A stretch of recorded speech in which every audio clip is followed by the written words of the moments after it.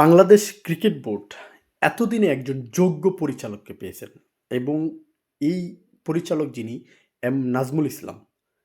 Bangladesh cricket বোর্ডের ইতিহাসে একমাত্র ১ম যোগ্য পরিচালক উনি। কারণ হিসেবে আমি যেটা বলব যে আজকে নাজমুল ইসলাম সাহেব একটা বক্তব্য দিয়েছেন এবং উনার এই বক্তব্যটা অনেকটা স্পষ্ট হয়ে গেছে যে বাংলাদেশের ক্রিকেটাররা কেন বিশ্বকাপ ভারতে খেলতে যাওয়া নিয়ে মতামত জানাচ্ছেন। কেন ক্রিকেটাররা তামিম ইকবালের পক্ষ নিয়েছেন যখন তামিম ইকবাল বলেছেন যে বাংলাদেশকে ভারতে যাওয়ার বিষয়টা বিবেচনা করা উচিত।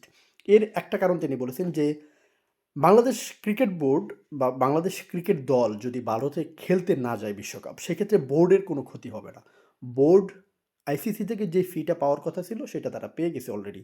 এখন যদি দলটা ভারতে না যায়, ক্রিকেট খেলতে না পারে, তাহলে যারা প্লেয়ার রয়েছে তাদের ক্ষতি হবে।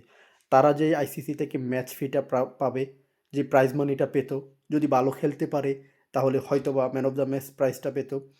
আইসিসি থেকে প্রত্যেকটা ম্যাচের জন্য তারা একটা ম্যাচ ফি পাবে। সেই টাকাটা তারা পাবে না যদি বাংলাদেশ যদি খেলতে না যায় ভারতে। এখন আ যখন নাজমুল ইসলাম সাহেব এই বক্তব্যটা দিচ্ছিলেন, তখন সাংবাদিকরা ওনাকে প্রশ্ন করছিলেন যে, যদি ক্রিকেট দল খেলতে না যায়, তো সেই ক্ষেত্রে ক্রিকেটারদের যে ক্ষতিটা হবে, এটা কি বোর্ড আসলে পুষিয়ে দিবেন কিনা? তখন তিনি একটা অসাধারণ উত্তর দিয়েছেন। আর ওনার এই উত্তরটা ছিল এরকম যে, বাংলাদেশ ক্রিকেট দলের পেছনে বা ক্রিকেটারদের পেছনে বাংলাদেশ ক্রিকেট বোর্ড কোটি, কোটি টাকা খরচ করে। তারা বিভিন্ন ম্যাচ খেলতে যায়, সেখানে গিয়ে ধরাশায়ী হয়ে ফিরে আসেন। সেখানে গিয়ে তারা জিতে যাবে এমন ম্যাচও হেরে যান। সেখানে গিয়ে তারা এরকম ম্যাচও হেরে গেছেন যেই ম্যাচটা দর্শকরা মনে করতেছেন জিতে যাবে, কিন্তু তারা তাদের ভুলের কারণে, গাফিলতির কারণে ম্যাচ হেরে যায়।